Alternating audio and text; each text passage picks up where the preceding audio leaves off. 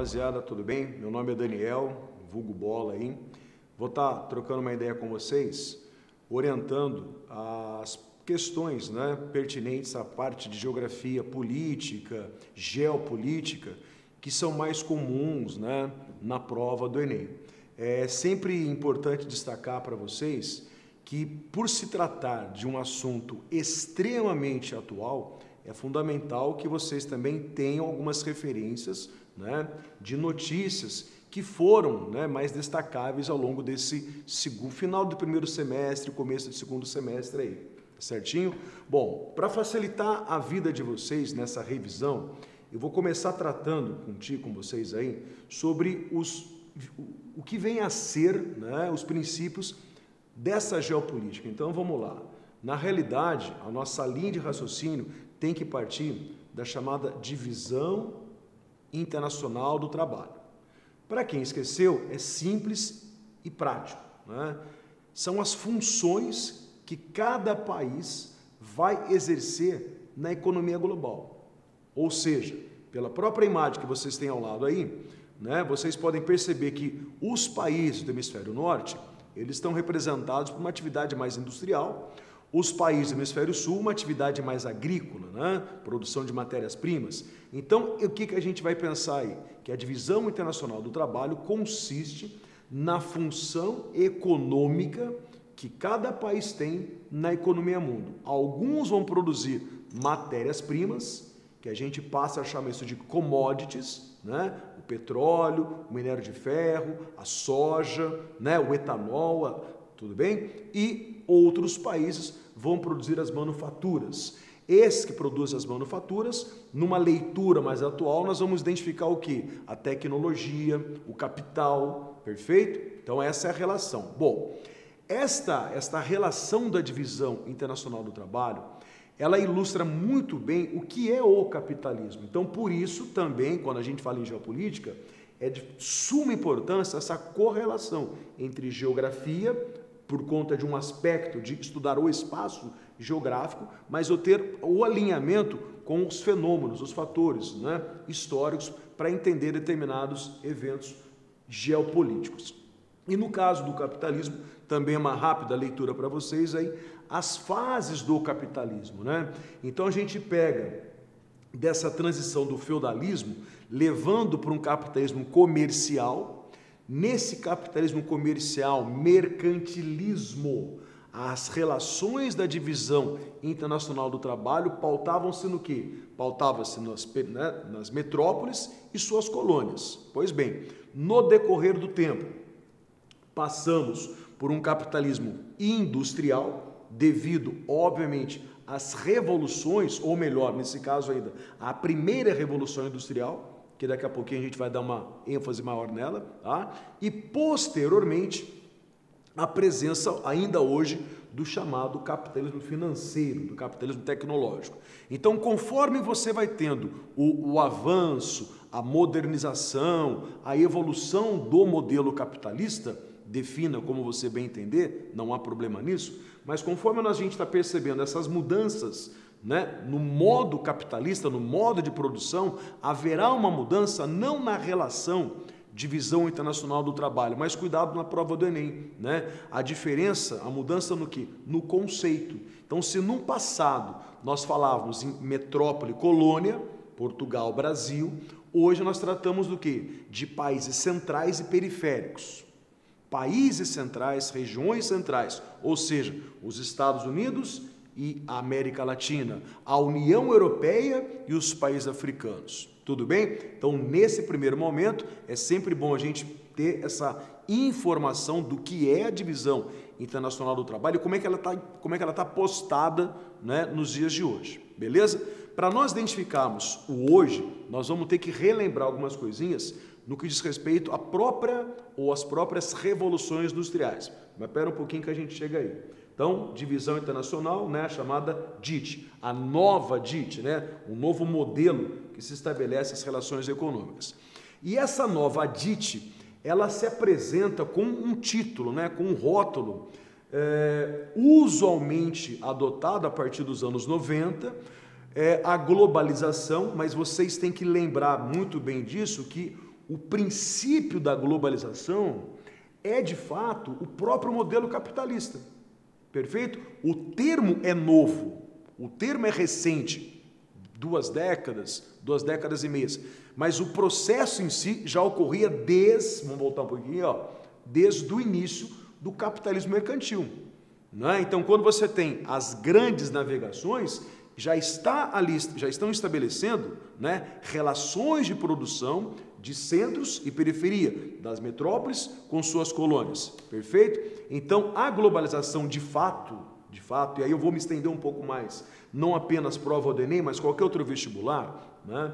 O que é globalização? Eu costumo sempre brincar com alguns, vamos dizer assim, propagandas de algumas empresas, né? Então, qual que é o Merchan, por exemplo, que era da TIM, nem sei mais se existe ainda esse mesmo. Ela fazia propaganda de que, para ela, TIM, o mundo é viver sem fronteiras. Né? Então, eu vou imaginar a propaganda da TIM e justificar o que é globalização. A globalização é um mundo sem fronteiras. Mas que mundo sem fronteiras são essas fronteiras? As fronteiras políticas, elas ainda persistem. Eu localizo a divisa, a fronteira Brasil-Argentina, França-Alemanha, mas o que eu não tenho mais? As fronteiras econômicas, as fronteiras culturais, né? Essas fronteiras, elas estão se rompendo. Entretanto, aí que entra a grande questão, né? Para quem é viável esse rompimento de fronteiras? Né? A quem vai interessar um mundo sem fronteiras aonde haverá e há uma circulação? Eu estou estimulando a circulação de produtos, a circulação de serviços, a circulação de capitais, mas cuidado, eu não estou estimulando a circulação de pessoas. E o que é circulação de pessoas, Bola? Estamos falando de movimento migratório. Né? Então, quando eu olho a globalização, tem sim as suas vantagens. Nós estamos trabalhando há praticamente quase 2 anos, né, em aulas remotas, e se não fosse a tecnologia da informação que hoje temos aí presente, nós estaríamos literalmente ferrados quanto a práticas de ensino. Então, felizmente, que o desenvolvimento técnico, científico, ele vem se estabelecendo, né? Entretanto, ele é acessível a todos? Aí não precisa nem colocar interrogação. Nós sabemos que ele não é acessível. Né? Então, a globalização como um conjunto político, econômico, cultural, cara, ela é interessante, porque ela está permitindo trocas de informações. Né? Só que eu não quero trocar o quê? Eu não quero permitir país central, desenvolvido, rico, eu não estou interessado em abrir as minhas fronteiras para a entrada de um imigrante, para a entrada de um povo diferente do meu. Então, cuidado nesse contexto da globalização quanto aos movimentos migratórios. Um outro ponto importante que a gente chama a atenção da globalização é que, muito cuidado mesmo, eu vou fazer a pergunta e, obviamente, eu vou ter que responder aqui com vocês. Né? A globalização, ela enfraqueceu os estados-nações, né? Ela enfraquece os países, enfraquece os governos e fortalece as empresas privadas, fortalece as transnacionais. A resposta está aqui para vocês. Olha as multinacionais no mapa aí. Né? Então, a globalização, esse modelo econômico, ele vai priorizar, ele vai fortalecer, ele vai dar maior poder aos agentes produtivos. E os estados, os governos, ficam dependentes desses investimentos. Nós aqui em Taubaté é um exemplo, né? Não podemos negar isso, não vou nem dizer de fuga, mas a saída, o fechamento da Ford, não só de Taubaté, mas do Brasil. E o que o governo brasileiro pôde fazer? Absolutamente nada. Então, quem é que tinha um poder de decisão? Era a empresa, a companhia Ford. Tá certo? Então, isso demonstra o poder político e econômico destas organizações, desses conglomerados empresariais. Correto? Ao passo que os governos vão se tornando cada vez mais submissos, subordinados a esses interesses. E por que eu vou estabelecer essa relação de dependência para com o, abre aspas, capital privado? Porque no meu país eu preciso gerar emprego, eu preciso gerar renda, e para que essas atividades econômicas ocorram, eu preciso que você, setor produtivo, possa ter condições de produzir. Mas como é que eu vou ter condições de produzir? Né, setor produtivo, privado, especialmente, como é que eu vou ter uma capacidade, como é que eu vou ter um estímulo de produção, se você, Estado, não me oferece nada em troca? E o que seria se oferecer alguma coisa, Bola? Oferecer uma mão de obra qualificada. Não somente mão de obra barata, mas eu quero mão de obra qualificada.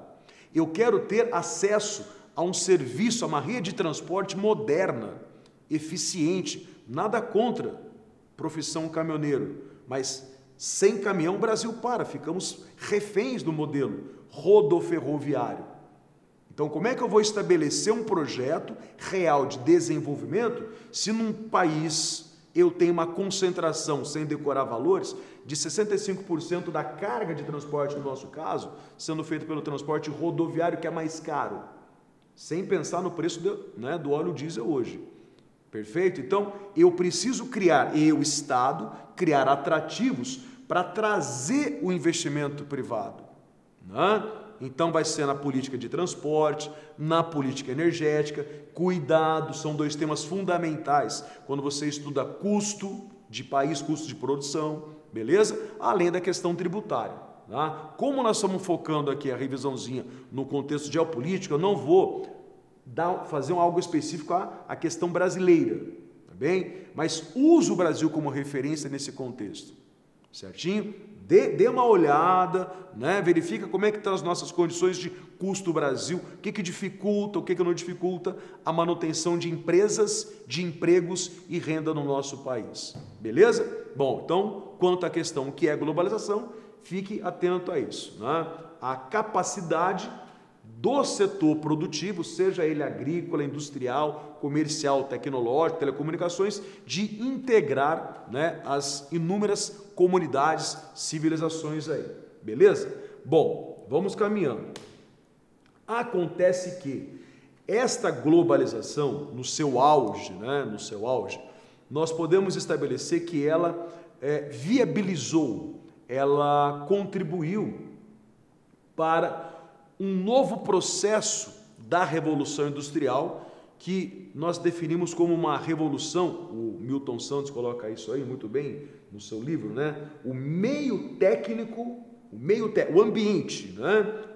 Os territórios, técnico, científico e informacional. Então, pensemos da seguinte maneira, aproveitando o mapa que aparece para vocês aí. A produção de tecnologia, ela não é homogênea. Né? A produção de tecnologia, investimento em pesquisas, né? A produção, o desenvolvimento da informação, isso não é algo homogêneo no espaço. Os países desenvolvidos, os países centrais, nessa nova leitura da Divisão Internacional do Trabalho, se eles são centrais, eles vão concentrar determinados serviços, eles vão concentrar determinados capitais. E é o que acontece no mapa aí. Você vai ter na América um destaque para a América anglo-saxônica, porém um olhar especial aos Estados Unidos. A mesma coisa a gente vai verificar no espaço europeu. Podemos chamar a atenção para a economia, para o espaço alemão, né?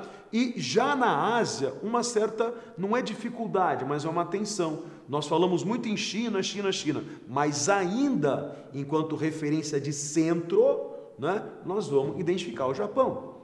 Então, quando eu falo Estados Unidos, Europa, com a Alemanha e o Japão, cuidado, eu vou definir isso não como um mundo, né, multipolarizado, identificando apenas polos de países. Não, o mundo multipolarizado é porque nós temos regiões que estão concentrando, né, a produção de tecnologia, de ciência e de informação. Tudo bem nesse contexto? Entretanto, né, olha que interessante, eu estou estabelecendo centro e periferia, só que há um intervalo entre esse centro e essa periferia que nada tem, ela não tem acesso, né? Está fora do contexto. E eu vou ter um grupo de países nesse espaço intermediário, que são as economias emergentes. Essas economias emergentes, pois bem, a gente coloca o Brasil, a gente coloca a África do Sul, nós vamos colocar a própria China, né? Nós vamos colocar a Índia, a Rússia, que não está identificada no mapa, não, mas são países que vão compor, né, economias que estão num estágio de desenvolvimento.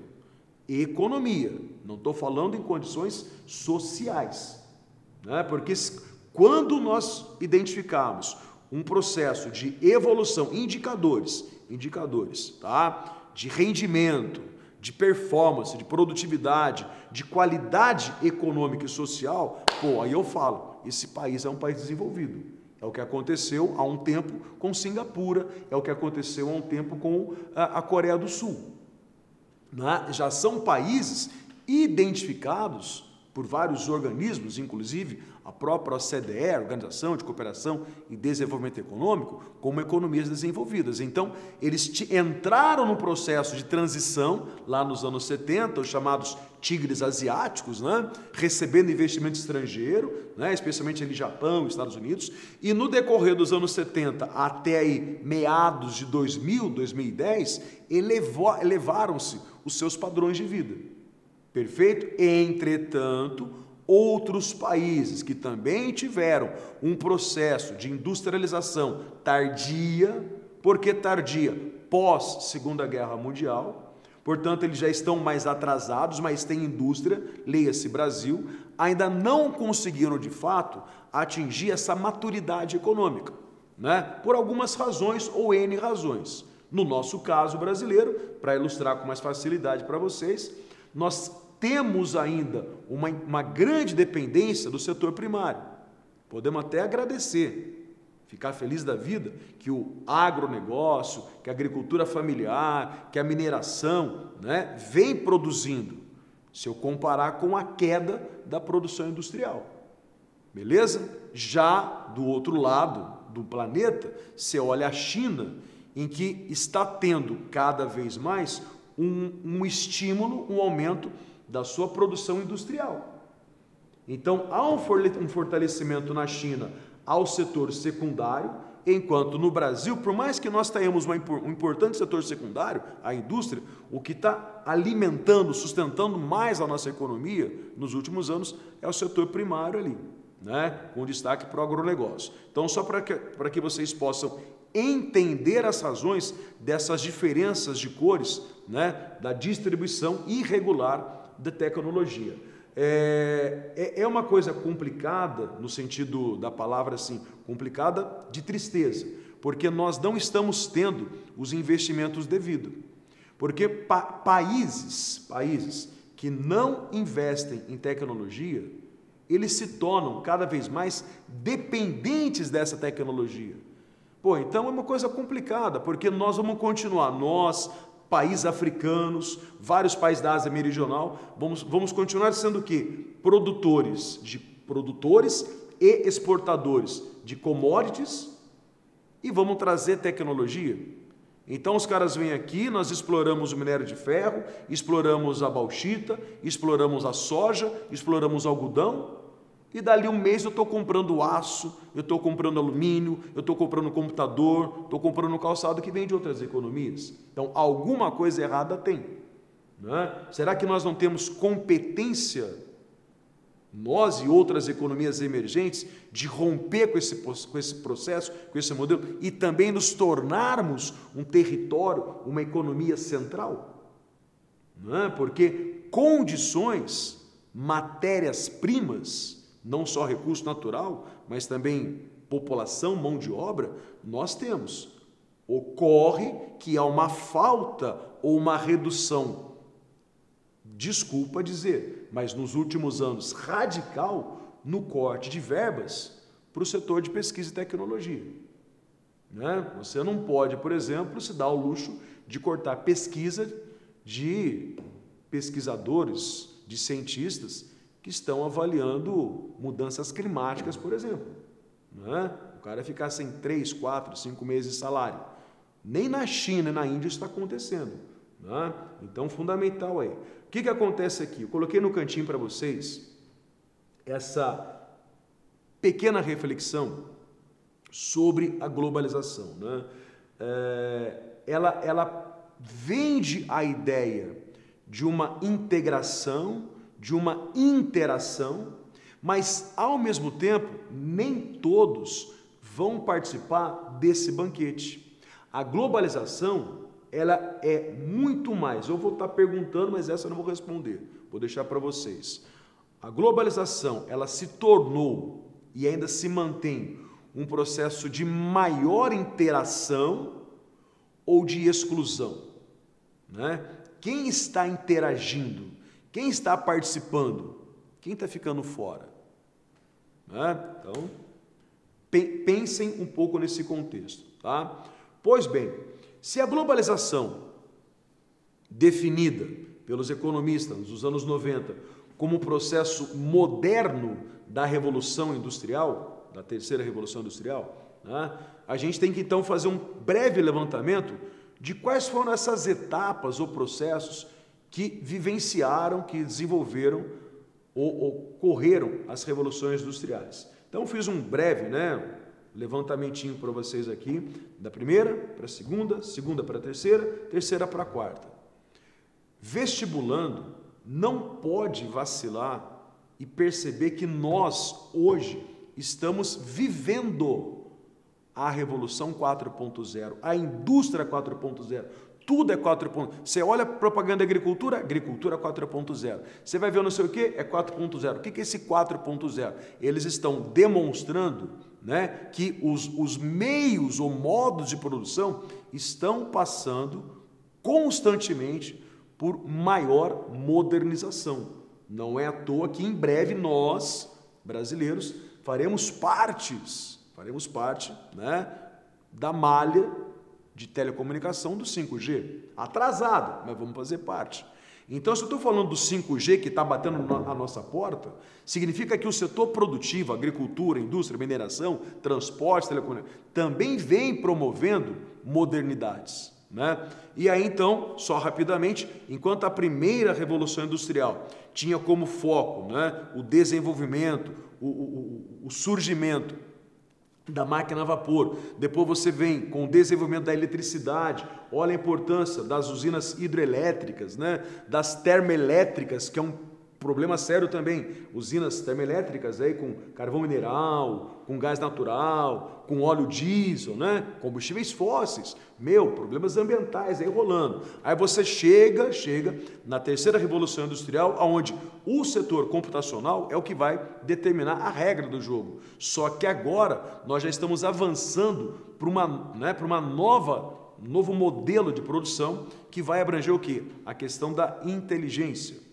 né? E aí a gente pode fazer um pequeno recorte, que com certeza vocês vão lembrar dos modelos de produção, o Fordismo, o Toyotismo, e hoje se coloca o Volvismo. Só que esse Volvismo, uma produção mais corporativista, preocupada também com o meu funcionário, que nem eu vou chamar de funcionário, vou chamá-lo de quê? Né? De colaborador, colaboradora, quer dizer, até a questão, né, no trato, na administração, na gestão de pessoas, foi sendo alterado. Eu não estou preocupado, eu, empresa volvista, não estou preocupado apenas no lucro, na produtividade da minha empresa, eu estou preocupada também com a qualidade de vida dos meus colaboradores. Olha que coisa importante, não é só salário. A qualidade de vida, na visão dessas empresas, não é apenas o cara ganhar bem, é viver bem. Qual é a segurança alimentar? Né? Qual é a questão de entretenimento, de lazer que ele e família, ou essas famílias, estão se estabelecendo? Então, é um novo modelo de produção que busca desenvolver um novo tipo de sociedade. Né? Tudo bem? Sendo utópica ou não, mas pelo menos se propõe a melhorar o quê? A qualidade de vida. Né? E aproveitando que é questão de política, essa qualidade de vida eu consigo medir, nem que seja um indicador mais quantitativo do que qualitativo, mas o IDH ele vai atender essas necessidades, né? E quando eu pego os países avaliados pelo IDH, Índice de Desenvolvimento Humano, e o índice de Gini, que mede lá a concentração de renda, quando eu pego esses dois indicadores, eu consigo perceber o quê? Que os melhores países são aqueles que apresentam políticas voltadas à melhoria, à qualidade de vida. Correto?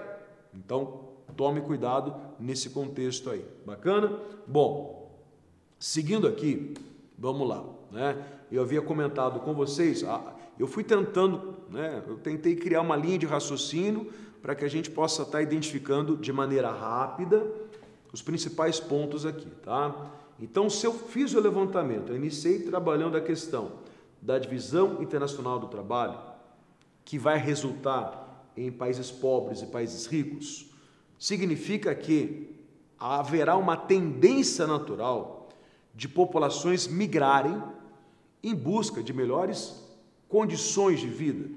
E quando eu falo em condições de vida, é também, óbvio, a questão financeira, a questão econômica, a questão política, ou mesmo um quadro natural. Ou seja, o que eu quero chamar a atenção aqui?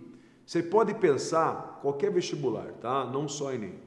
Você pode e deve identificar que existem 3 fatores fundamentais, 3 fatores determinantes à questão migratória. Não tem prioridade, tá? Mas pensa no primeiro, um fator natural. Então, o que seria um fator natural? Se você leu Vidas Secas, talvez vá lembrar do Fabiano, Baleia e Papagaio, lá no sertão do Nordeste, né? Saindo da Caatinga, posteriormente indo para quê? Para a zona da mata, fugindo da seca. O que acontece no centro da África, né? Na região do Sahel africano, que vem recuperando a paisagem, inclusive. Então, você tem um fator natural, né? Hoje, aliás, importante, eu falei em fator natural, você tem a questão dos refugiados ambientais. Fica atento a essa expressão, né?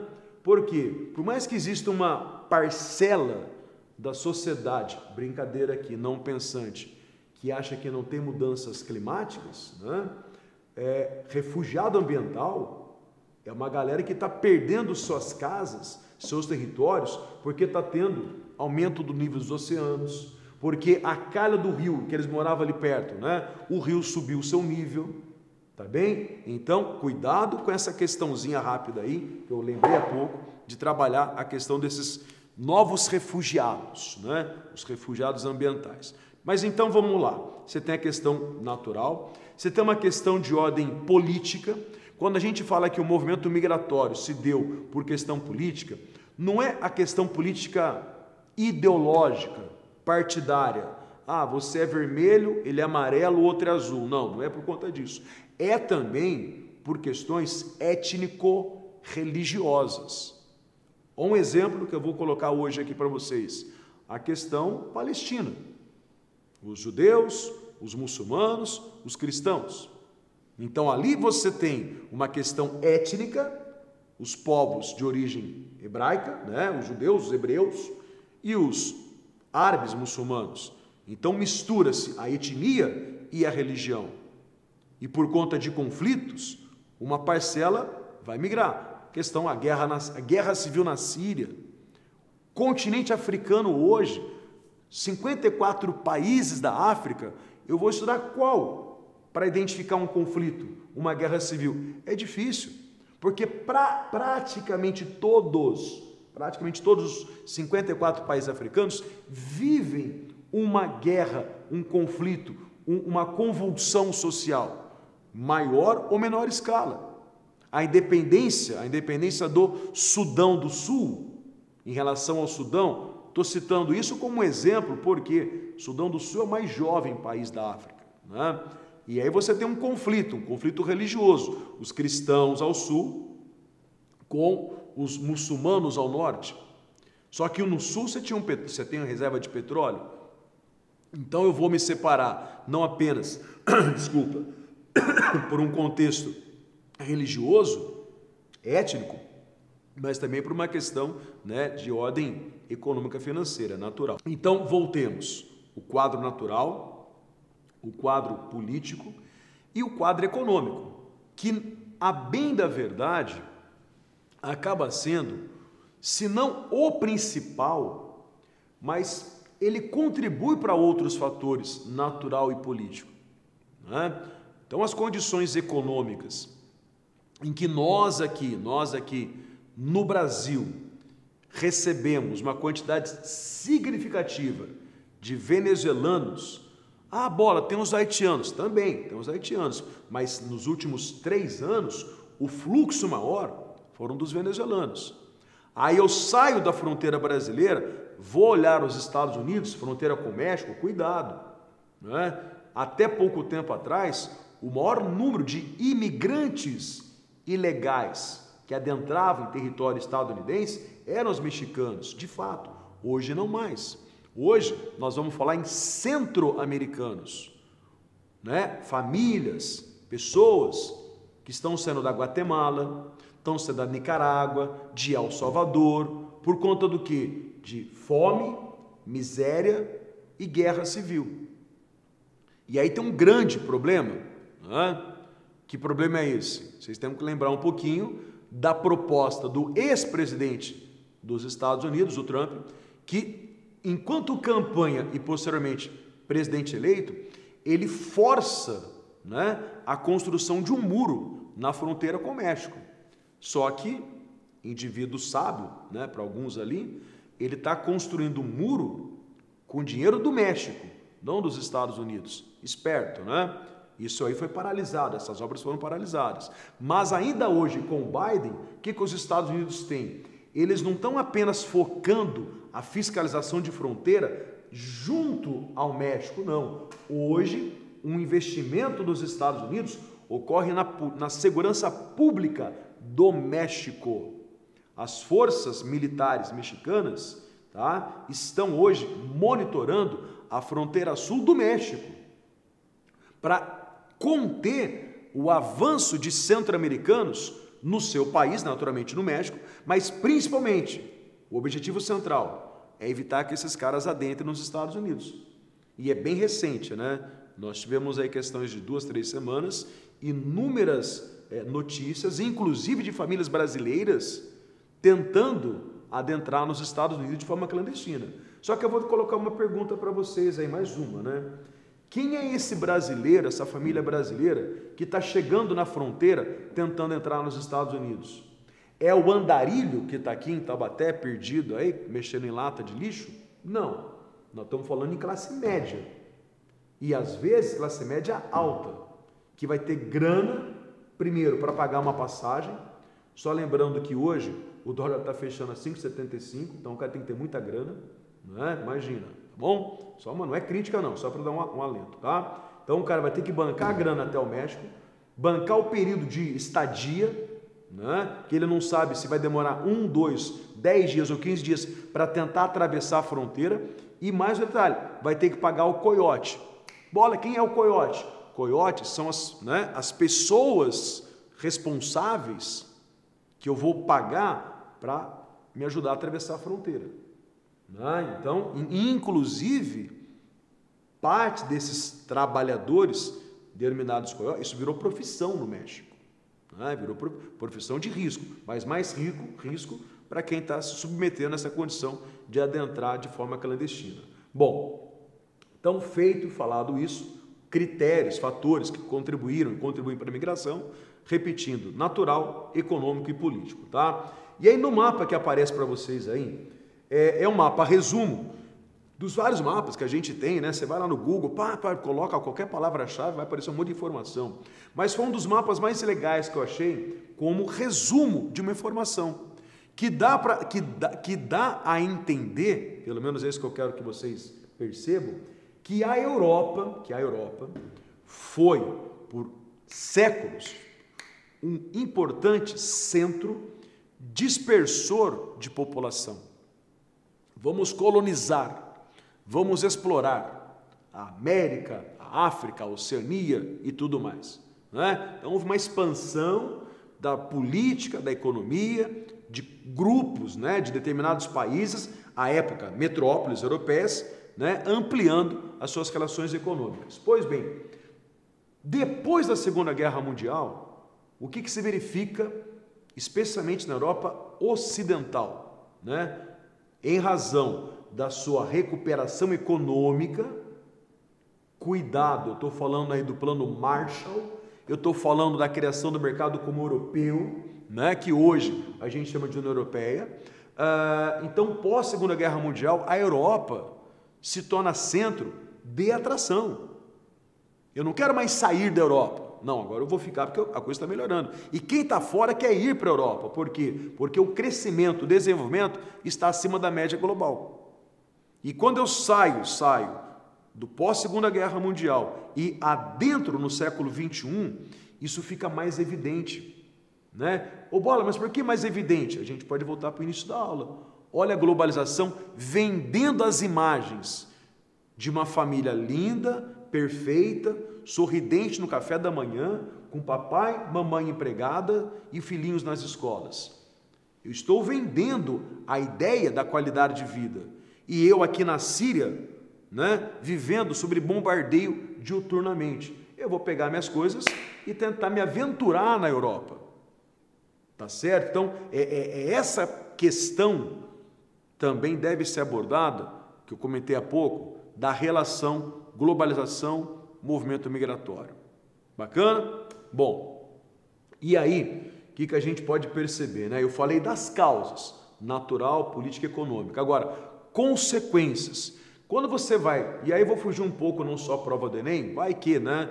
Alguém queira de repente fazer uma prova, aí tem a questão dissertativa, seja um tema de redação, bacana? Um tema de redação.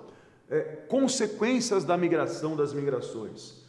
Nem sempre, você vai focar apenas o quadro, a consequência negativa. Tem coisas positivas? Tem coisa positiva sim. Porque dependendo do território em que essas populações estão adentrando, esse território tem pouca mão de obra, né? A população economicamente ativa está reduzindo, porque não nasce mais tantas crianças, o padrão de vida é elevado, então as pessoas têm menos filhos, a expectativa de vida é alta, então uma população idosa. Pô, então peraí, né? Eu vou fazer um recorte. Olha o Reino Unido, antes, durante e após a participação na União Europeia, né? O Reino Unido hoje, literalmente, está com uma bomba econômica na sua mão, porque eles não têm uma mão de obra, principalmente mais pesada, uma mão de obra mais bruta, menos qualificada, para exercer funções na sua economia.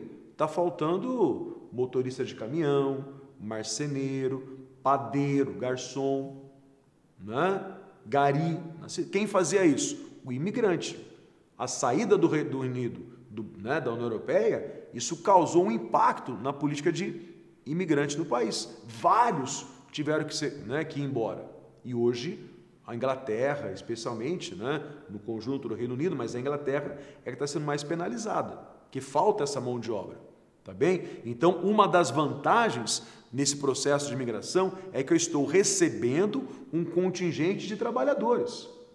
E aí eu posso fazer o seguinte, eu posso pensar aqui, ó, na Angela Merkel, né, que fez está terminando o 4º mandato dela na Alemanha. O que ela fez lá logo no início? Ela abre, né, dentro da União Europeia existe a política de receber imigrantes, guardadas as devidas proporções econômicas e demográficas. Ela pega um grande contingente desses imigrantes que estão vindo da Síria, do Iraque, do Oriente Médio, e vai qualificar esses caras.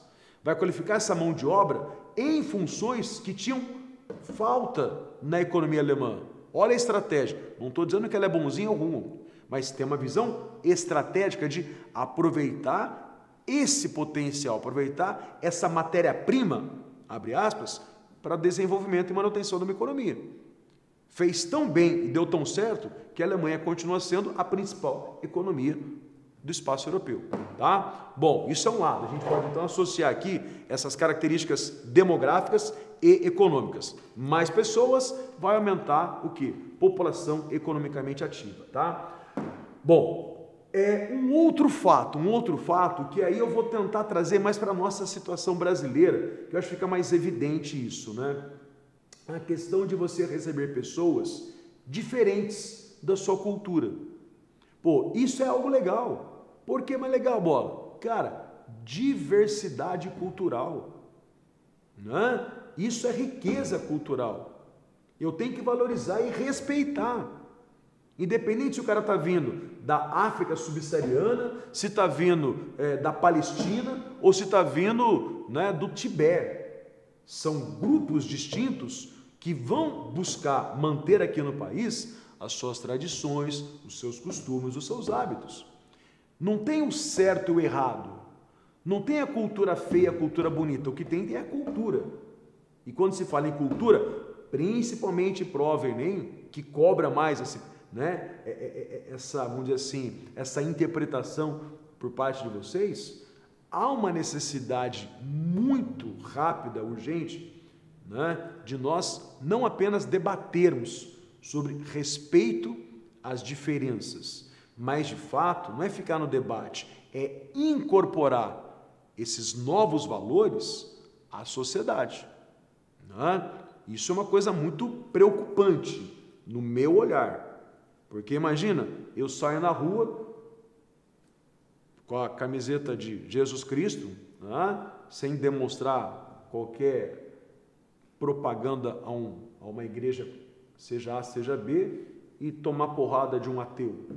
Ou eu, por ser cristão, por ser judeu, muçulmano, budista, hinduísta, praticar um ato de violência numa pessoa que não acredita em Deus, que não tenha fé. Então, isso me preocupa bastante, né? Me preocupa bastante, porque nós estamos vendo vários casos, não é só na Europa, moçada, não é só nos Estados Unidos que essa coisa está pegando, né? Essa xenofobia aqui, ó, tá bem? Não é só, a xenofobia não está presente apenas nos países ricos, Europa Ocidental, Estados Unidos, mesmo ali no Japão, que tem uma dificuldade maior de acesso, né?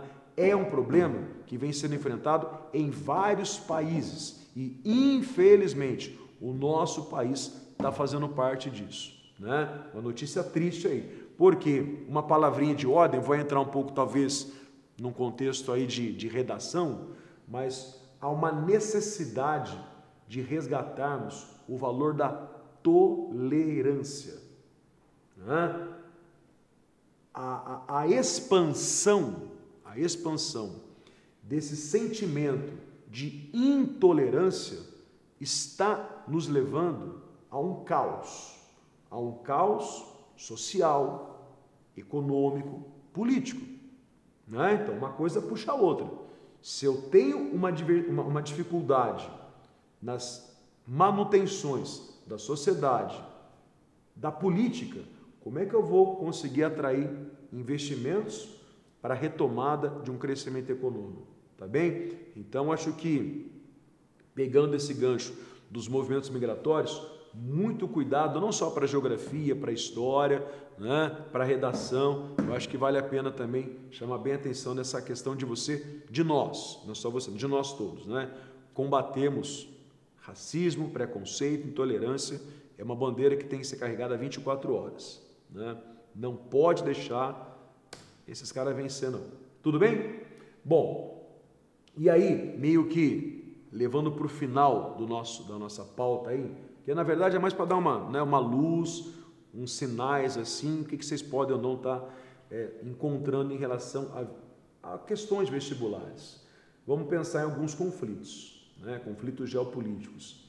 E alguns conflitos são assim, antigos, não tem fim, não dá, vai acabar aqui, não dá para determinar isso. E são comuns em prova, né? São conflitos tradicionalmente cobrados nas provas.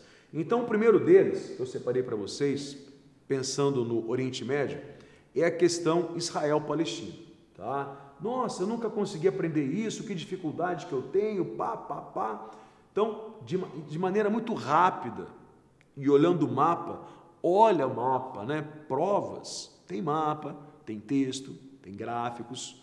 E quando essa informação chega para você, o que ele está te oferecendo? Ele está te oferecendo um material para você interpretar aquilo. Então exige de você um mínimo, só isso, de interpretação. Não é? Interprete. Então vamos interpretar aquilo. Então eu tenho uma sequência de mapas aqui.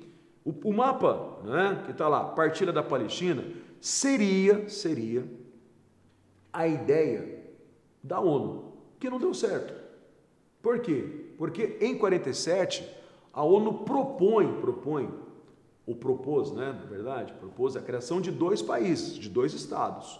Um estado judeu, Israel, e um estado palestino, né? Um estado muçulmano, né? O estado árabe. Então essa era a proposta, ó, para lá e para cá, beleza, vamos constituir dois países para o povo árabe e para o povo judeu. Mas não foi isso que aconteceu. Apenas se estabeleceu e se fortaleceu, importante chamar a atenção disso, o Estado de Israel, tá? Ao longo do tempo, Israel, até como forma de se fortalecer naquela região, porque no seu entorno é uma outra etnia, é uma outra religião, é uma outra realidade econômica, né? Israel, para se fortalecer, ele acaba ocupando, o Estado de Israel acaba ocupando o que a gente chama de territórios ou áreas estratégicas. Como assim áreas estratégicas? Vamos lembrar que nós estamos tratando de uma região de clima desértico, né? Então tem pouca água ali.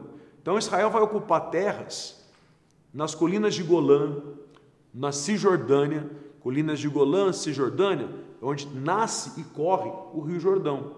Então passa a ter o controle da bacia do Rio Jordão.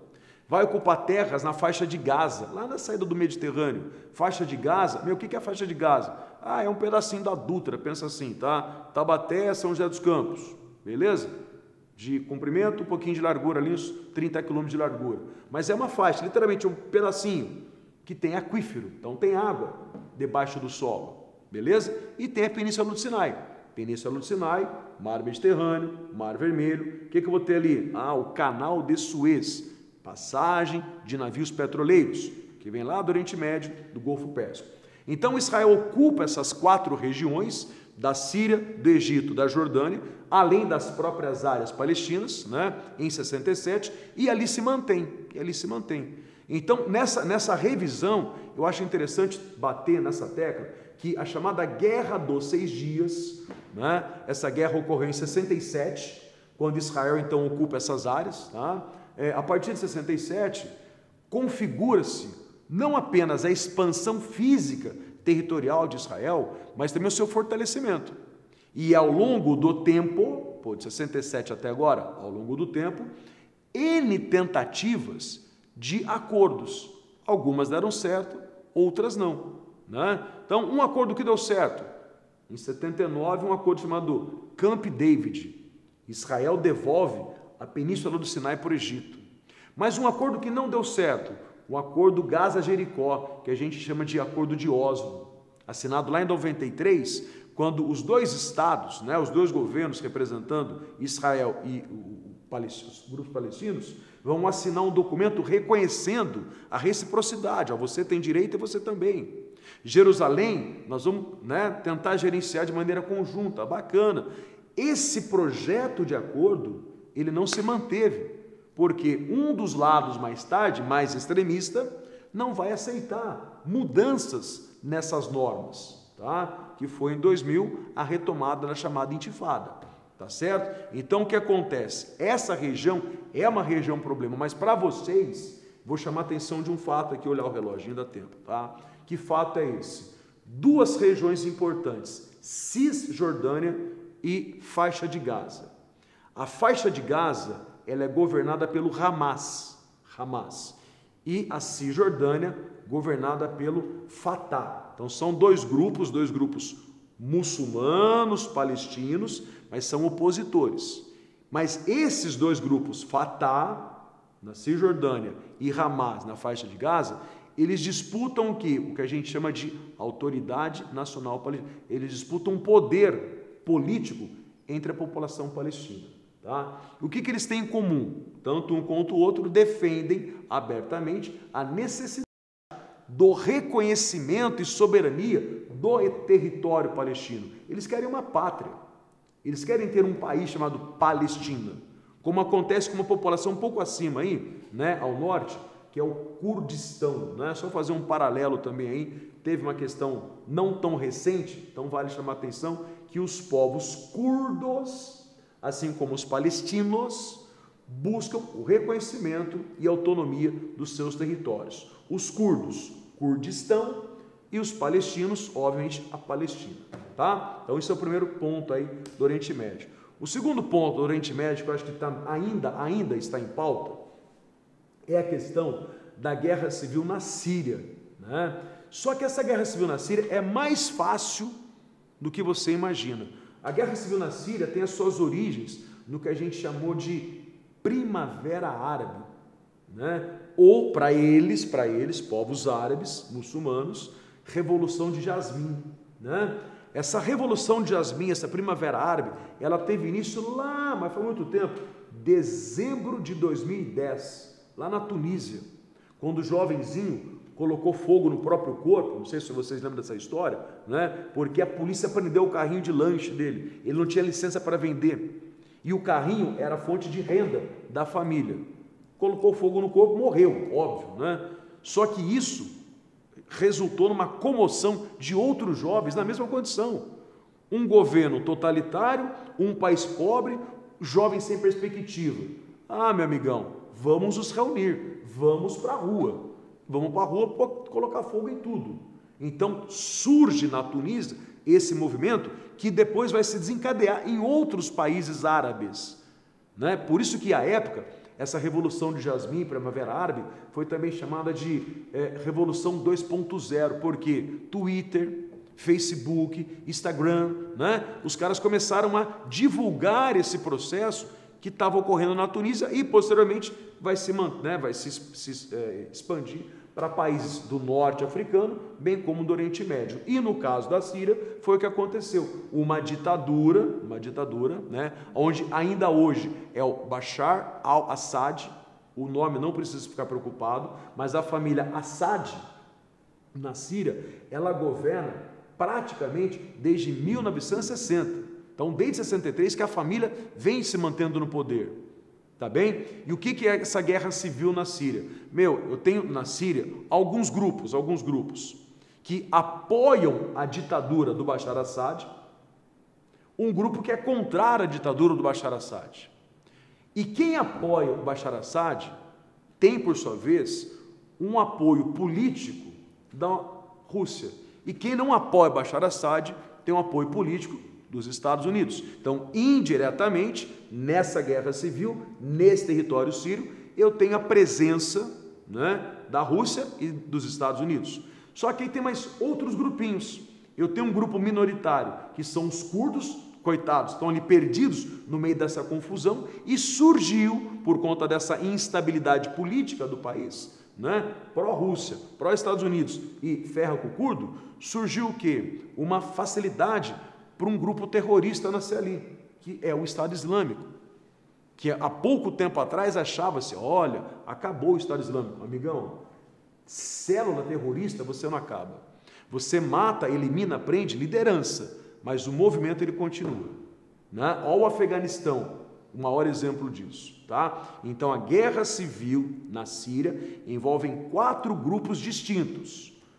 A Rússia, que apoia a ditadura, os Estados Unidos contra a ditadura, os curdos perseguidos por todos e o Estado Islâmico que foi ampliando e conquistando vários territórios, tá? Então cuidado aí.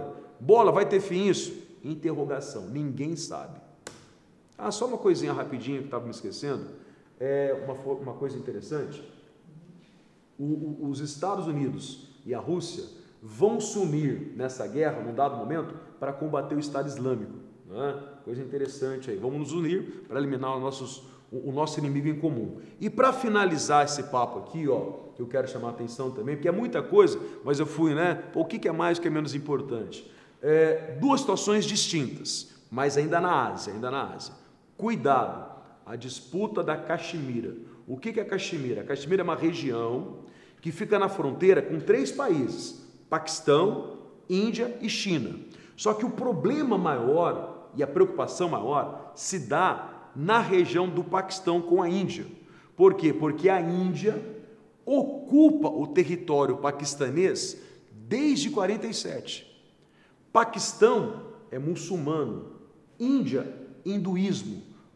Até aí tudo bem, O problema é que os dois países detêm armas nucleares. E os dois países não são signatários de um acordo cuja sigla é T de Tatu, TNP, Tratado de Não Proliferação de Armas Nucleares. Ou seja, eles podem sim, Paquistão e Índia, vir a usar seus artefatos militares nucleares na disputa desse território. Então, cuidado com a questão da Caxemira aí. E do lado de cá, eu fiz um recorte na questão da China, né? Hong Kong e Taiwan. Por que Hong Kong e Taiwan? Cuidado. Hong Kong foi possessão da Inglaterra até 97. Né? A Inglaterra chama a China e fala, ó, estou te devolvendo o seu filho, está aqui. Só que eu não vou devolver assim do nada, de graça, não. Vai ter um período, são 50 anos que você, governo chinês de Pequim, vai ter que adotar práticas, princípios, mantendo o que nós, britânicos, fizemos em Hong Kong para garantir democracia, economia, segurança à população. E por que eu tenho um movimento rebelde em Hong Kong? Porque a população de Hong Kong, os jovens de Hong Kong, nasceram numa Hong Kong independente. Então eles têm um medo de Pequim mudar essa estrutura, de literalmente não apenas abandonar do ponto de vista econômico, mas de haver uma perseguição política a grupos locais. Então, por isso que o movimento de independência de Hong Kong vem se fortalecendo diante do governo de Pequim. E algo parecido acontece agora em Taiwan. Taiwan é a China capitalista. Taiwan é a ilha de Formosa que muitos chineses, fugindo da Revolução Chinesa de 49, lá do Mao Tse Tung, vão se refugiar em Taiwan. 49, Guerra Fria, os Estados Unidos vai bancar os caras ali. Os Estados Unidos vai orientar os caras, vai financiar o desenvolvimento de Taiwan. Não é à toa, Taiwan é um tigre asiático, né? Só que, qual que é a visão do governo chinês? Não é de hoje, já vem de um tempo, de incorporar Taiwan. Porque para o governo de Pequim, Taiwan nunca foi um país independente. Taiwan, para Pequim, é a ilha, né? É a ilha problema. Eles não consideram, né, Taiwan como um país independente. Tudo bem? É a ilha rebelde, certo? E para a gente finalizar com tudo isso, nesse contexto de China, de Ásia e globalização, eu acho não, né? Mas eu vejo assim, seria e será inadmissível se o Enem não cobrar questões, não é nenhuma não, questões de Covid, né? 2020, 2021, a crise sanitária, ela foi e continua sendo uma crise sanitária global. Não é o país A, o país B. Todos, independente, rico ou pobre, do sul, do norte, todos tiveram perdas. Perdas financeiras, perdas econômicas, perdas humanas.